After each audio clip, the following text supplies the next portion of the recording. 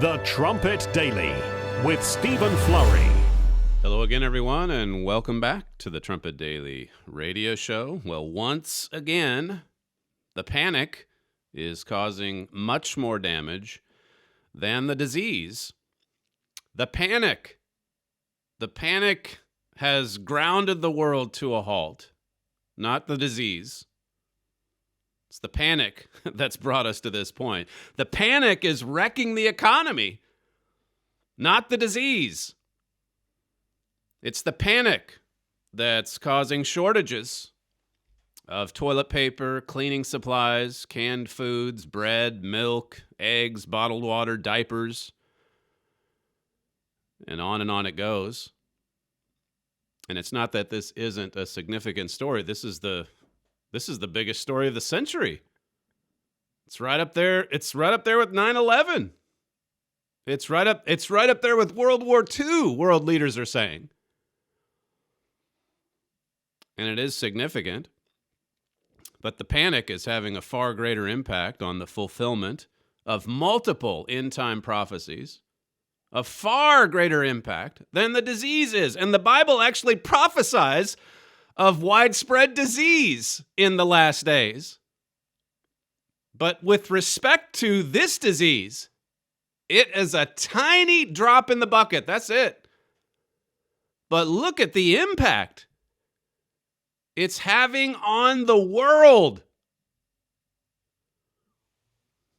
The World Health Organization estimates that the influenza, it kills 290,000 to 650,000 people per year. Every single year. This is according to the World Health Organization. The organization that's largely responsible for the global meltdown that we're in right now, because they were the ones that issued all the warnings, even before the pandemic declaration. You had the WHO chief, we'll play this later on in the show. He said on March 3rd, this is going to be devastating, or it was words to that effect,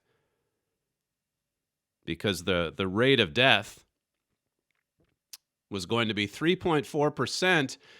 And for the ordinary flu, he said, the rate of death is much less than 1%. You've heard the 0.1%, as in 1/10 of 1%, bandied about. But let's go back to the figures. 290,000 to 650,000. If we take the low estimate, and here again, I'm not a mathematician, but I know how many days are in the year, and I'm going by these estimates put out by your World Health Organization. If you take the low estimate, 290,000, this is in a season where the flu really wasn't that bad. On average, you have 794 deaths per day. Per day. That's if it was happening all through the year. That's if the flu was as intense during July as it is in December.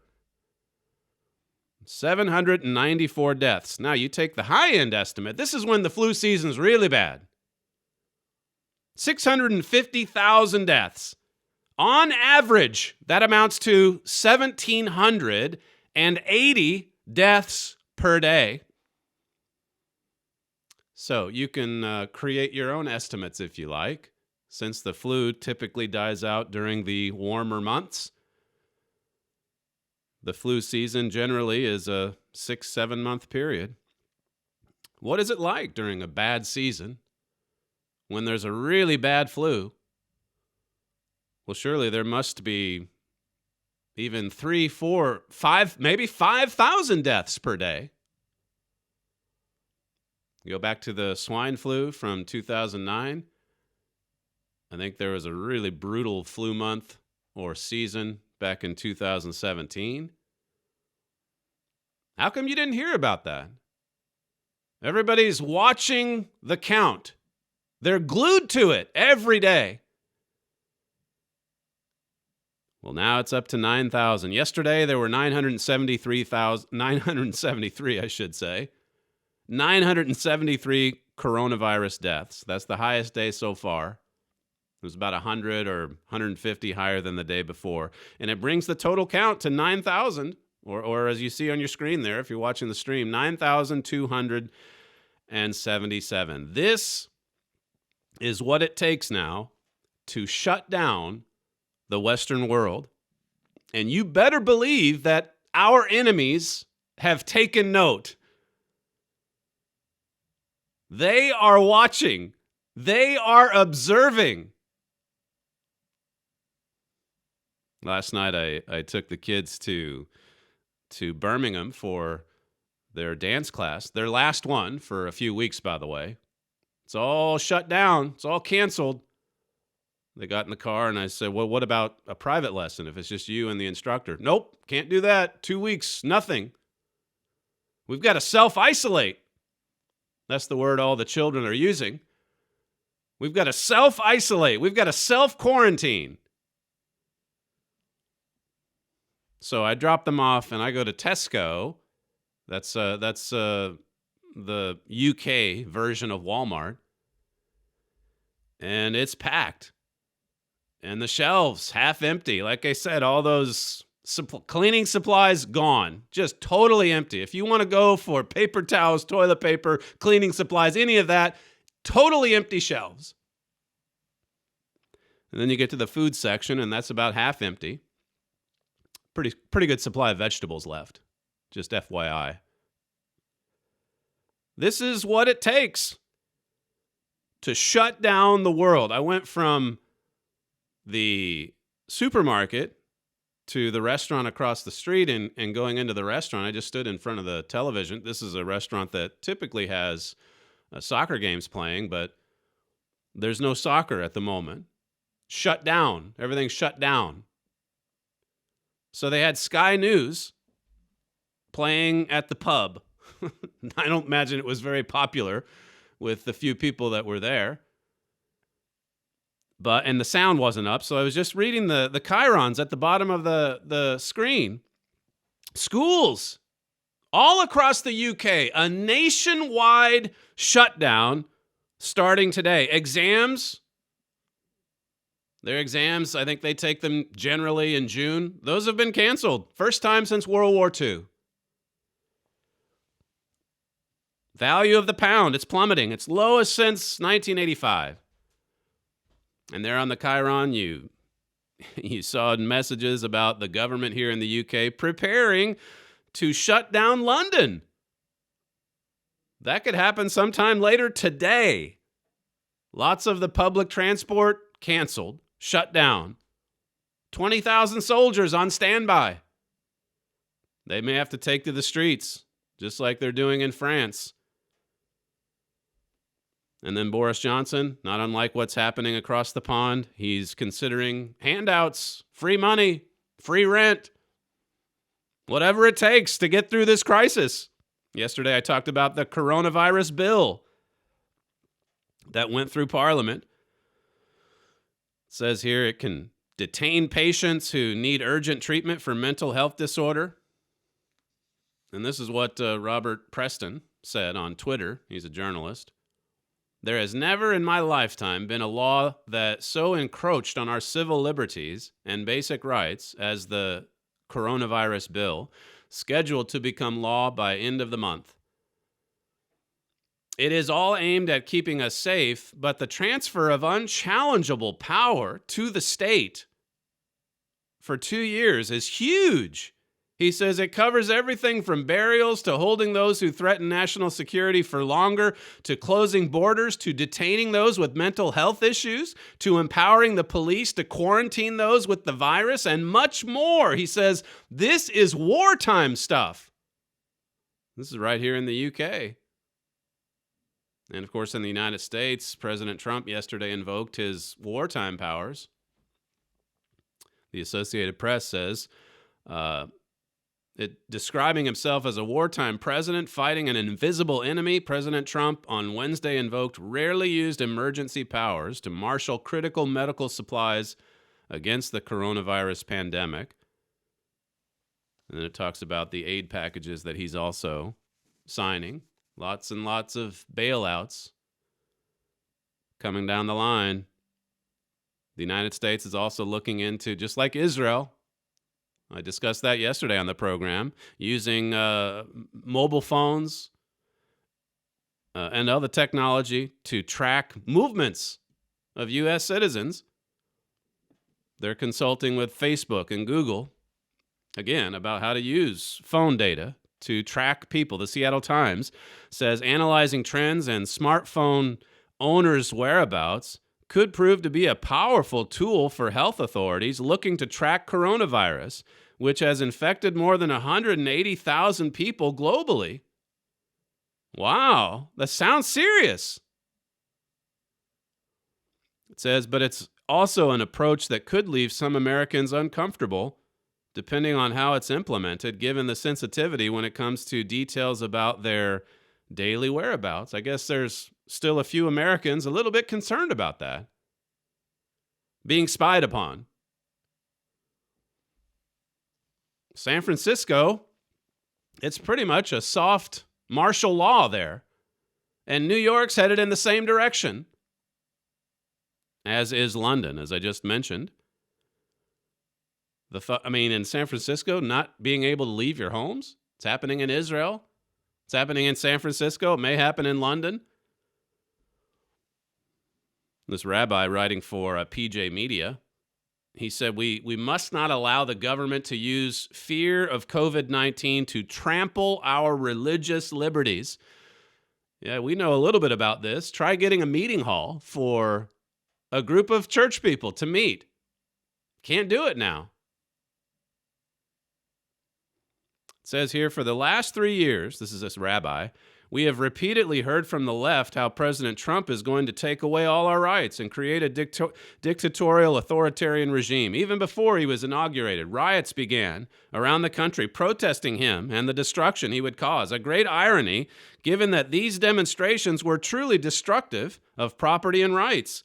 But now we see what many have suspected. The real authoritarianism is coming from the left, manifested now in the latest health order in San Francisco that is mandating. San Francisco's been run by the left for decades. And this is mandating that people stay in their homes and explicitly prohibit them from attending their religious services and institutions. It's happening in the United States, right in the United States of America. All of these freedoms, these liberties, eroding away. Just like that. With one crisis, and one that, to this point, is about on par with a flu season, a normal flu season. Of course, there are those who say, well, but this one spreads faster, and even if the death rate isn't as high, we can't have everybody making a run on the hospitals. That would create a panic. So what do we do then? Create a panic, of course. It says here, this rabbi writes, while COVID-19 is clearly a concern, is it really a reason to lock down an entire city, confining everyone except whom the city unilaterally determines as essential to their homes? Again, it's like the mayor of New York. There's a ban on gyms to work out in, but he's able to do it. He's above the ban because he's the mayor. He has to decide for the people of the city of New York. He makes the decisions. He makes the decrees. He issues the mandates. And so everyone's under house arrest except him. He's essential. It says the authoritarian tones of this order become even more disturbing when a closer look is taken of this mandate, and we see what organizations are explicitly included in this lockdown order. It's a lockdown order. It's happening at a city near you. And you can only imagine what these radical leftists must be thinking. Wow, if we can have this kind of power for a flu, What can we do with climate change? If we could just get the right leaders all the way in office up to the presidency, think of what we could do. You know they're thinking this way. Yesterday at the Trumpet, we had an article. Amidst coronavirus, Europe takes dictatorial measures. It's happening all throughout the West. The article quoted from Zeit Online. It's a German publication, and I mentioned this yesterday, the headline that this is what autocrats dream of. They just dream of a crisis like this. What an opportunity.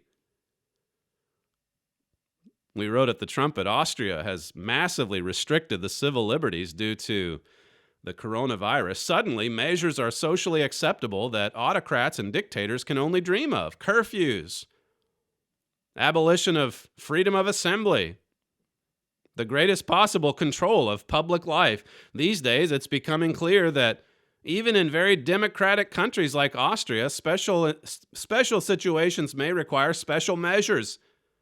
Decided democratically and communicated well, there may also be restrictions on the rights of freedom that previously seemed unthinkable. Freedoms are eroding. And of course, when we see that happening in Europe, well, you know why that's significant. If you've been listening to or watching the Key of David program or reading from the Trumpet over the years, this article we posted, we talked about how, okay, it's all justified or excused today because, well, this is an unprecedented crisis. I'll come to more of the statistics on that here in just a second. And so we've got to have all of these unprecedented actions.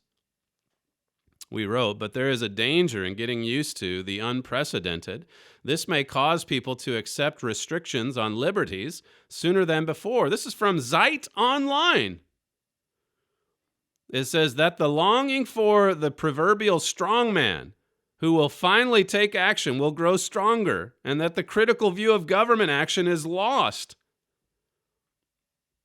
We wrote this. Zeit Online makes a good observation. The people of Europe are getting used to strong government action. What happens when Europeans, particularly in the heart of Europe, what happens when they get used to strong government action? It says they comply to dictatorial orders. They trust that their government can save them. It's not a time for democratic decisions. It's time for a strong man to act. That was what we wrote at the Trumpet yesterday, and if you want to really see why this is such an important story and development with respect to prophetic events, look at what's happening on the streets of Paris. Look at what's happening in Europe. Look at what's happening even in our own nations. My father's made the point with respect to what it would be like had Hillary Clinton won in 2016. President Trump, even though he has signed off on quite a lot of power this past week, as I said yesterday, it's the autocrats at the lower level that are taking this to the extreme of lockdown. And then you have all of their friends in the media, their allies, they're saying, as I alluded to yesterday, well, look at China. We need these authoritarian measures because that's how China got this under control. China, the same nation that started all of this, if you remember, the one that tried to blow the whistle there, he ended up dead. Gideon Rockman at the Financial Times, he said, arguments for authoritarianism and against democracy will be made with increased boldness in both China and the West. We need it, they're going to say. And of course, they're going to get it in the heart of Europe. What's astounding, though, is to look at our own nations, the United States and Britain, and to see how many people want it there as well. certainly not in the form of Donald Trump or Boris Johnson, but they want a good radical socialist, an authoritarian, an autocrat. At the top, the New York Times had a story last week. China bought the West time. The West squandered it. It's about the coronavirus. China did a great job, says the New York Times. The West, though, we really dropped the ball.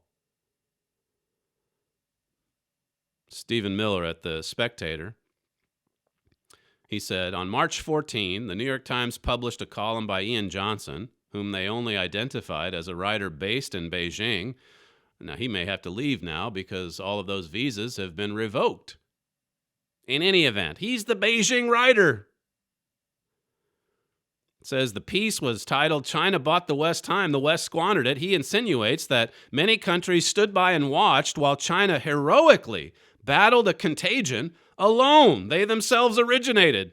He overlooks that the PRC did this by dragging citizens from their apartments or welding their doors to keep them in altogether.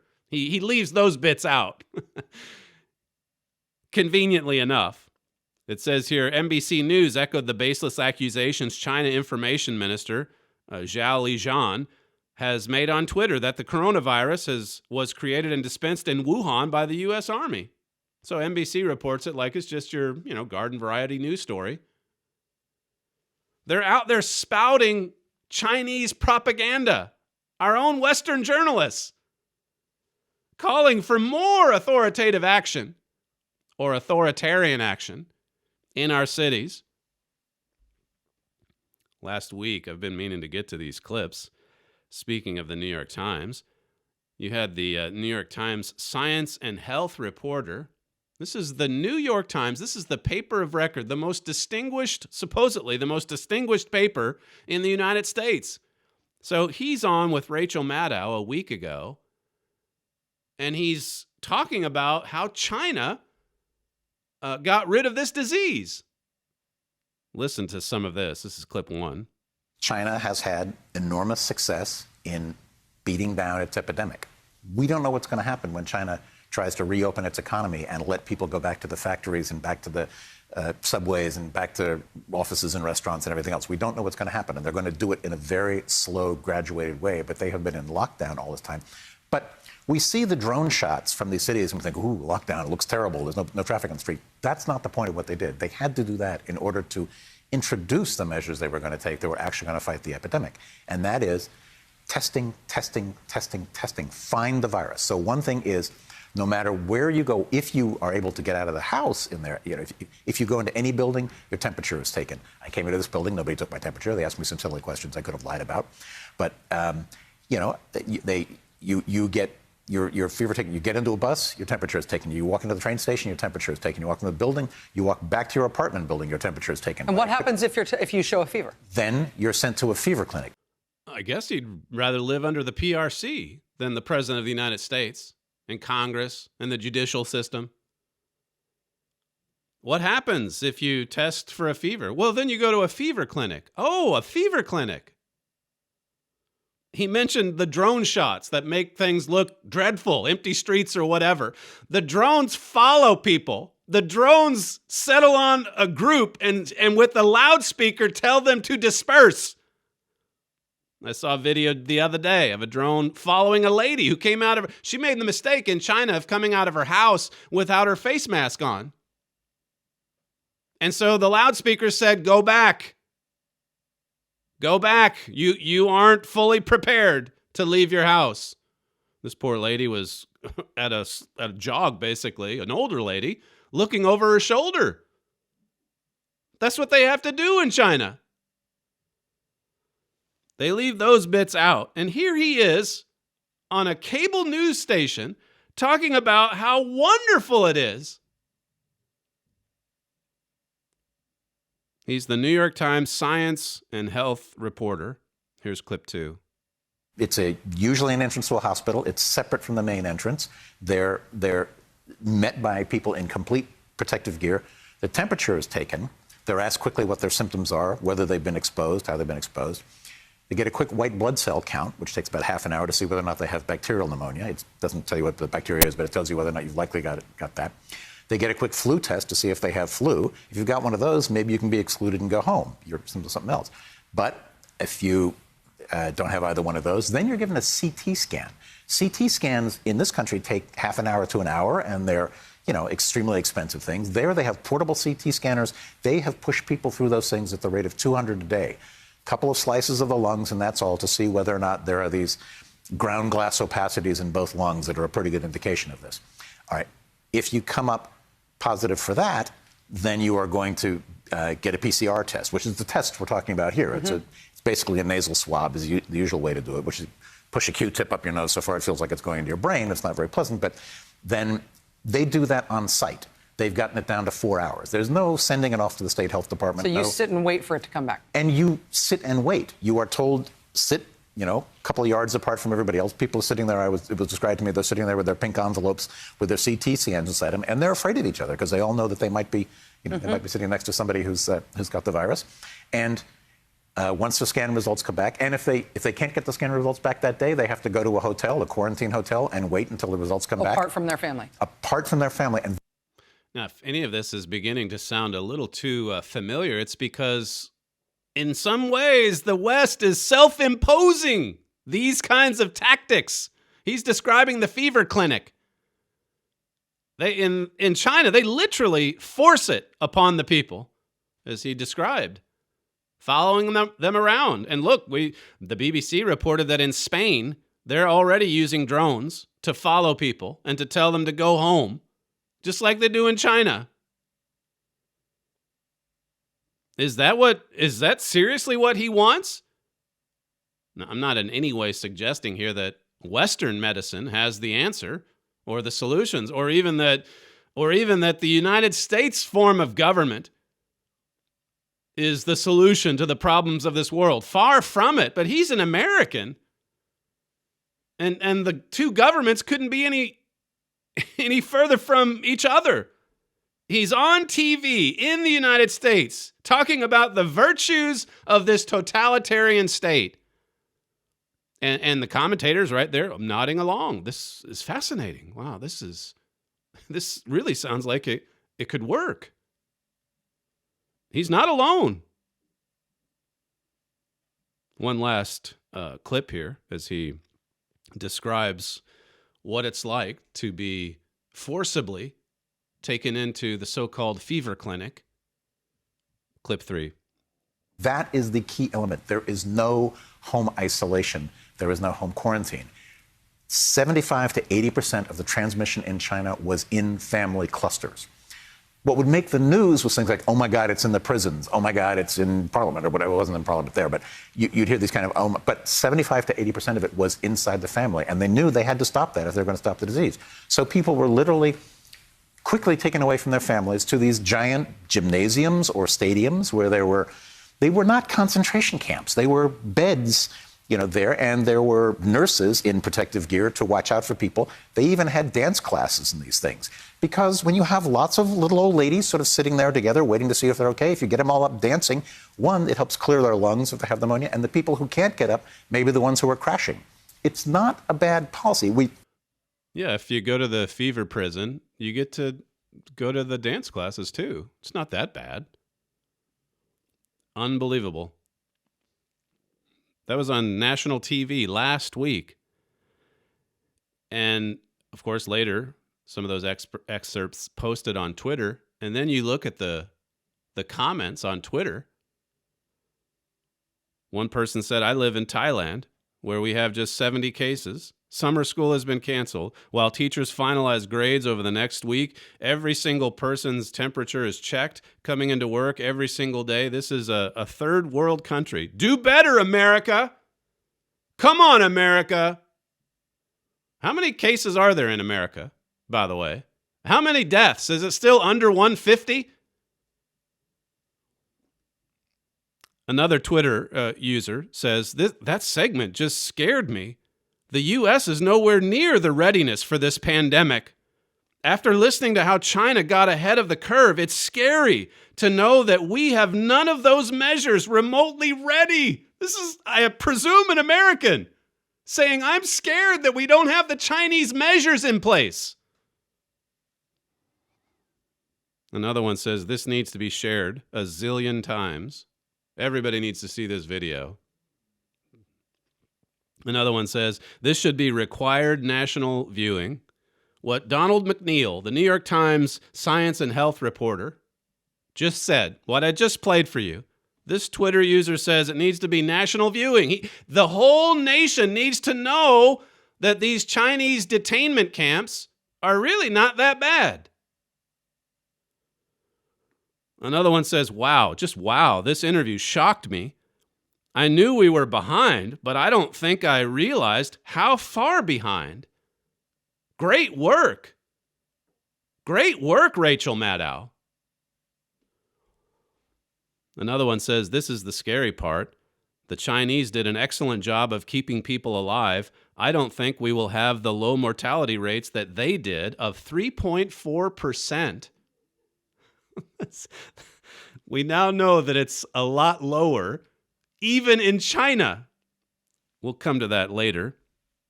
I'm already running out of time, sadly. Another one says, the fact that we are so far behind containment is chilling. I wonder if any of these tweets are going to be deleted in another week or 2 weeks or 3 weeks. There was one bright spot amid all of these crazy reactions on Twitter. One Twitter user said, all the people praising this video need to watch the Chinese police dragging people out of their homes and cars, their children dying of starvation. This guy glosses over the social costs. Well, this guy is the New York Times science and health reporter. That's who he is. Here he is talking about what he sees. What he sees are the virtues of a totalitarian state. It's what he wants. It's what we need. It's what Italy needs. It's what Spain needs to solve this health crisis. It's what Germany needs. It's what France needs. It's what Israel needs. It's what Britain needs. It's what the United States needs. It's what the whole world needs. We need this authoritarian government. We need a totalitarian state for our own safety and security, don't you know? What if our founders were here today? I'm talking about America's. What would they think? Not about the disease. What would they think about the reaction to it? What would they think about the panic and the measures being taken, the measures implemented to combat it? I think they would be stunned and shocked. When we come back, we'll delve further into the mortality rate. You heard from one Twitter user saying, boy, the death rate was 3.4% in China. It's going to be so much higher here. You're listening to Stephen Flurry, and this is the Trumpet Daily Radio Show. We'll be right back.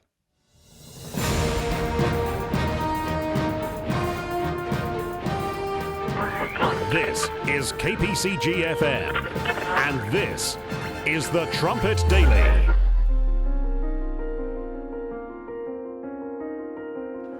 The developed nations have made awesome progress. They have produced a highly mechanized world, providing every luxury, modern convenience, and means of pleasure. Yet they are cursed with crime, violence, injustice, sickness and disease, broken homes and families.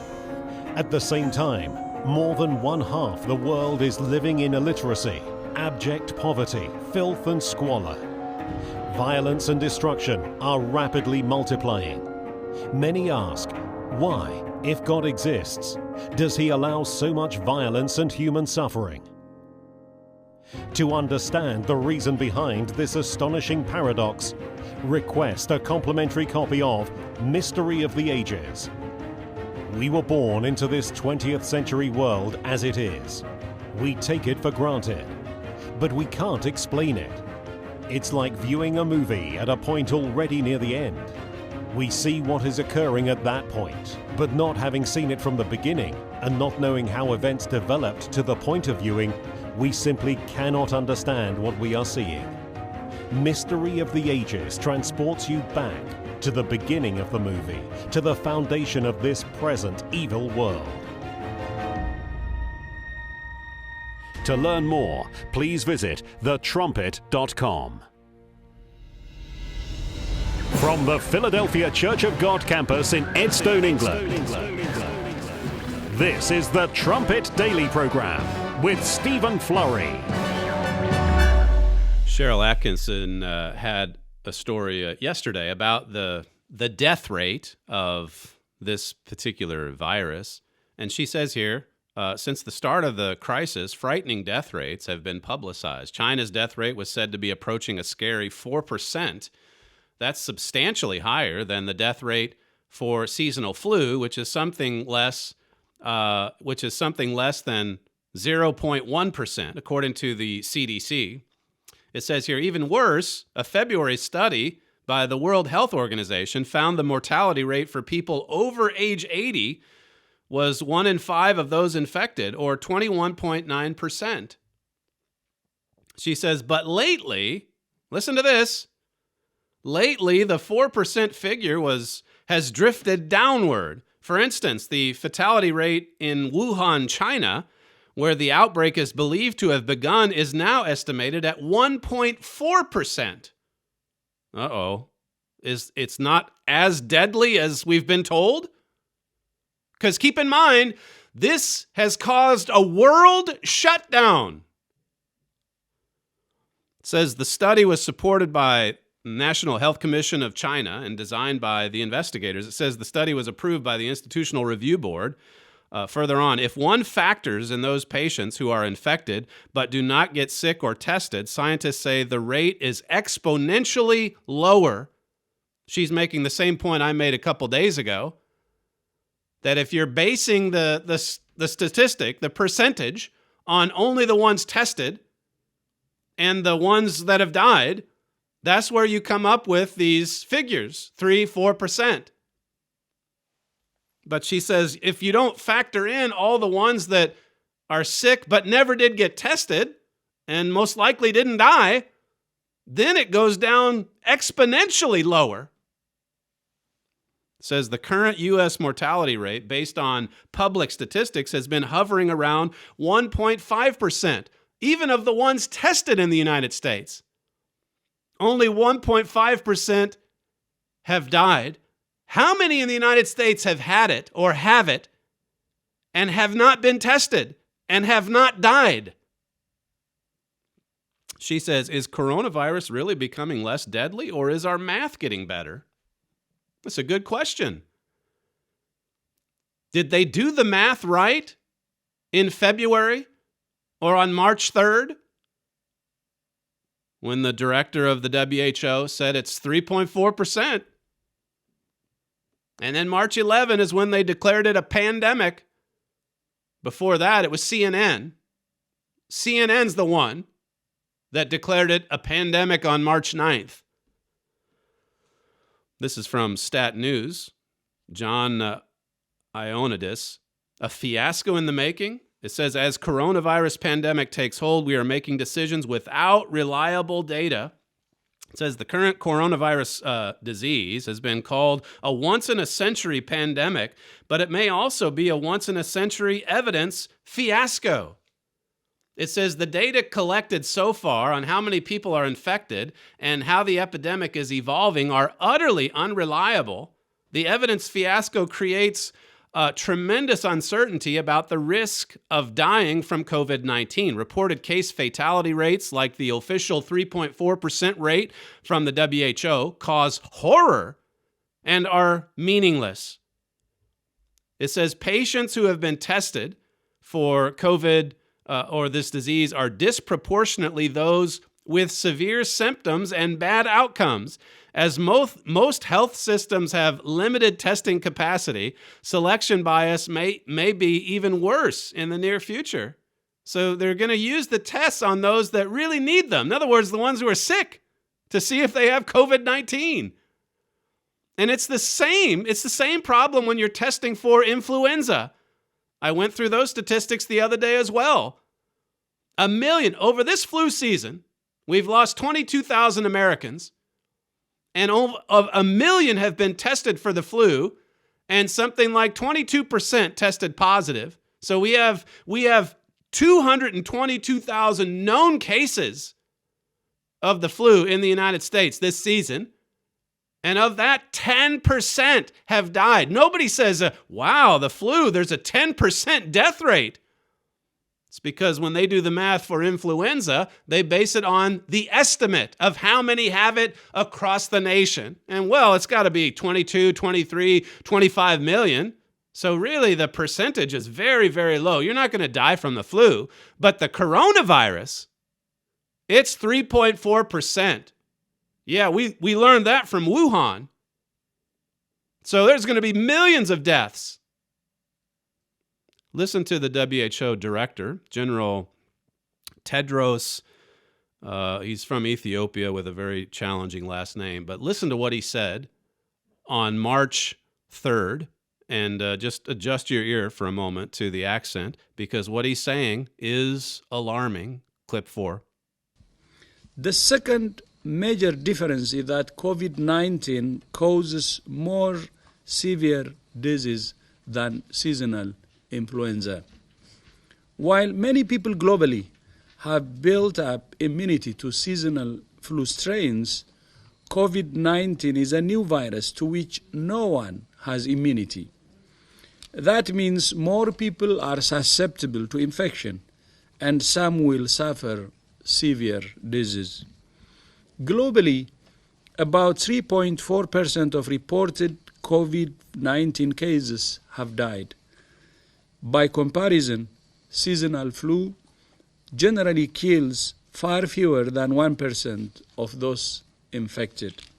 Far lower than 1% for the flu. Now, you can look at his website and look at the flu statistics. I went through them with you from the other day. They're from the WHO website.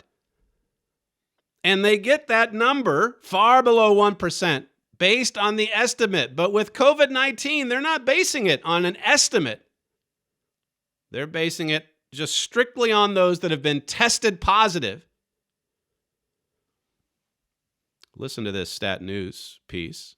It says, the one situation where an entire closed population was tested was the Diamond Princess cruise ship and its quarantine passengers. Here was a cruise. You may have heard about this, the outbreak of coronavirus in this cruise. They're all in this close environment, and many of them got sick with this disease.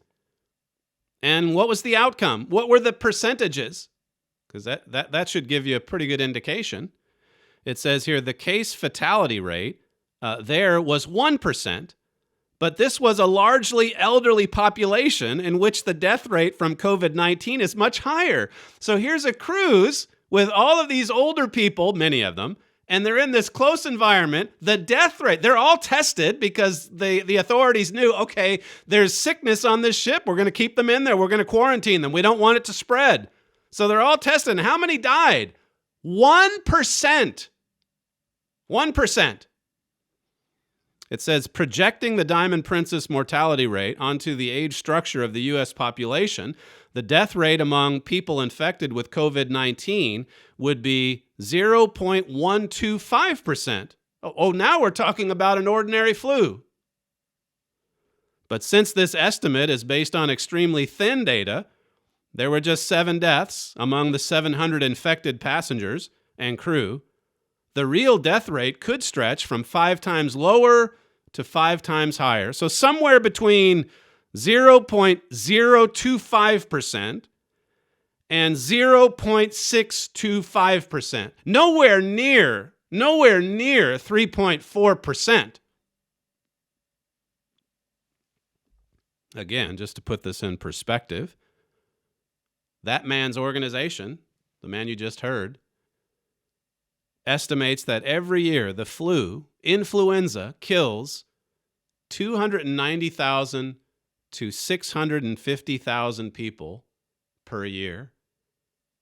in a bad flu season, 650,000. On average, 1,780 people die every day. That's if you stretch it out over all 12 months, over all 365 days, 1,780 per day. Just remember that the next time you get the urge to check the running count of coronavirus victims. Now, I mentioned what that WHO director said on March 3rd. Listen to what President Trump said on March 5th. He's asked about, I think it was Sean Hannity's show, and he was asked about this 3.4% figure. Listen to what the president said early on, before this became the crisis it became. Here's what President Trump said on Fox News, clip 5. A report today, the global death rate at 3.4%, and a report that the Olympics could be delayed. Your reaction to that? Well, I think the 3.4% is really a false number. Now, this is just my hunch, but based on a lot of conversations with a lot of people that do this, because a lot of people will have this, and it's very mild. They'll get better very rapidly. They don't even see a doctor. They don't even call a doctor. You never hear about those people, so you can't put them down in the category of the overall population in terms of this corona flu and or virus. So you just can't do that. So if we have thousands or hundreds of thousands of people that get better just by sitting around and even going to work, some of them go to work, but they get better. And then when you do have a death, like you've had in the state of Washington, like you had one in California, I believe you had one in New York, all of a sudden it seems like 3 or 4%, which is a very high number, as opposed to a fraction of 1%. But again, they don't know about the easy cases, because the easy cases don't go to the hospital. They don't report to doctors or the hospital in many cases. So I think that number is very high. I think the number, personally, I would say the number is way under 1%. Now, with the regular flu, we average from 27,000 to 77,000 deaths a year. Who would think that? I never knew that until 6 or 8 weeks ago. That's President Trump on March 5th going with his hunch, something that he was mocked for on Twitter, where we pulled that video from. One of the comments on March 5th was, well, the guy who posted it, he said, astoundingly irresponsible.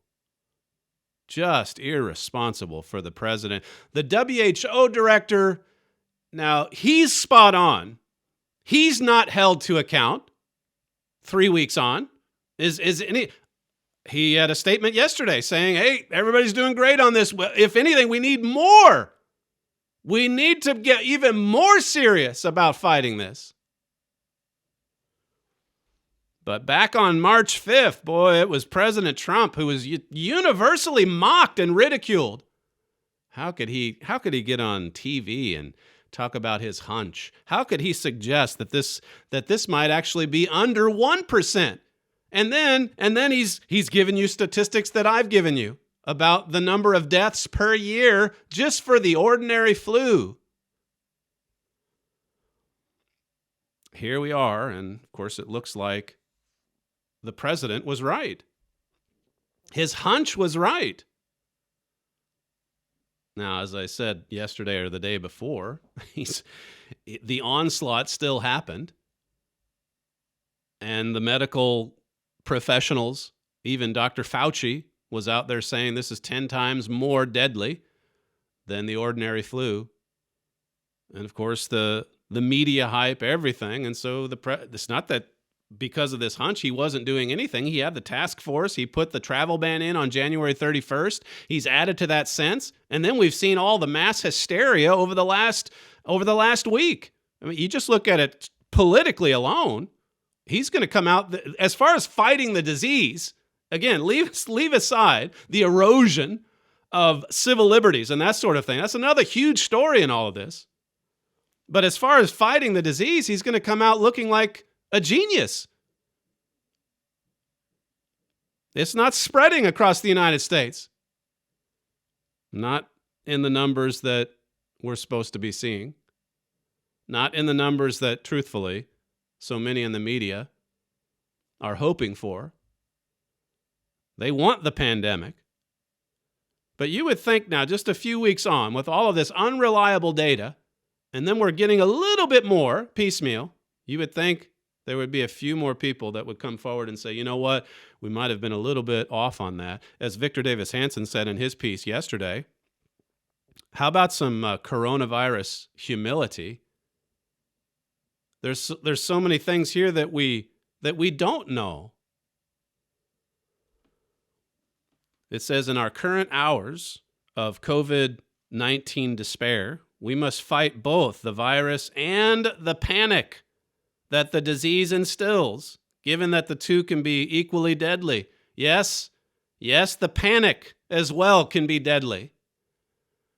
And he's done a really good job, Mr. Hanson, this past week of pointing out all of the side effects, even health-wise, to put elderly people under house arrest, for example. Does that help their health? Okay, keep them away from germs. Don't be stupid or unwise. But what about other health conditions that might emerge from this kind of panic, from this kind of hysteria? He talks about all the statistics that have been thrown out there, the optimists, the pessimists. And Mr. Hanson writes, Victor Davis Hanson, but the problem with all such educated guesses is that we simply don't have hard data, at least not yet. If we assume that around 43 million Americans got the flu in 2018-19 season and 61,000 died, for a lethality rate, say, of 0.14%, that figure is arrived at by the more exact numbers of known deaths, determined by data from given hospitalizations and coroner reports and past calibrations and experience. So you've got, the hospitalizations, the known deaths, but you don't know the 43 million because, as he points out, most people don't go to the hospital when they get the flu. He says, again, annual flu death rates are still not predicated on the actual number of known flu cases, given that the vast majority of Americans don't visit the hospital for treatment, less than 2% in most years. So, as I've said this week, it may be that the ones who are saying, look, millions and millions might be infected by this, they may be right. But if that's true, it means the death rate, the percentage, is much, much lower. It's astounding to me that there aren't more people writing articles like Cheryl Atkinson and Victor Davis Hanson. There's a few that are beginning to show. And actually, you do have to wonder if some of these reporters are beginning to get a sense that this may not be as bad as we thought, because they're out there now trying to make a big story out of, why do you keep calling it the Chinese flu? Why are you saying racist things? Because you can be sure, if this dies down anytime soon, they will just dust off from it and move on to the next scandal, the next hoax, whatever it is that they can get to bring down a president. Well, all through this article, it's quite good, and he's doing a lot of the math that I tried to do with you the other day. Victor Hanson, he says, the point is one of perception. He gives a personal example, how that you're more likely to die from a bee sting than you are a spider bite in the United States, something like 10 times more. But you'd probably be more inclined not to get under the house in the dark to fix a pipe without, some lighting because of the critters, the creatures, the spiders that are down there. Every day, though, we leave our houses and we go out into the open air. What if a bee sting were to kill us? You're 10 times more likely to be killed by a bee sting. Didn't seem to slow down too many people. It's a matter of perception, as he said. With new draconian measures of containment, we are entering the realm of cost-benefit analyses, given that for every drastic action, there is an equally radical reaction, calibrated by everything from physical and mental health issues to economic, financial, security, legal, and political upheavals. Whether we like it or not, he says, the current sweeping measures to curb the virus come at a huge cost. And the tab isn't just financial or economic, as is sometimes alleged. but by both advocates and critics of quarantines, cancellations, and radical social distancing, it involves health issues as well. There's a heavy cost, in other words. It says, if the country goes into a serious recession or even depression, if trillions of dollars more of investment and liquidity continue to be wiped out while businesses crash and jobs are lost, if millions of unemployed cut back on their scheduled health care, if they increase their use of drugs, alcohol, or tobacco, and get less exercise and suffer depression, holed up in their homes, or must borrow or scramble to find daycare for their school-aged children, if they even contemplate suicide, then the human toll spikes in concrete terms of life and death. He says, in the long term, arming ourselves against the virus could be as serious as the virus itself. Though to suggest that in these dark days of plague is heresy. Well, that's all that we have time for, unfortunately, on today's program. You're listening to Stephen Flurry, and this is the Trumpet Daily Radio Show. Email us. We'll get to those soon. TD@kpcg.fm. Thank you for joining us today, and we'll see you tomorrow.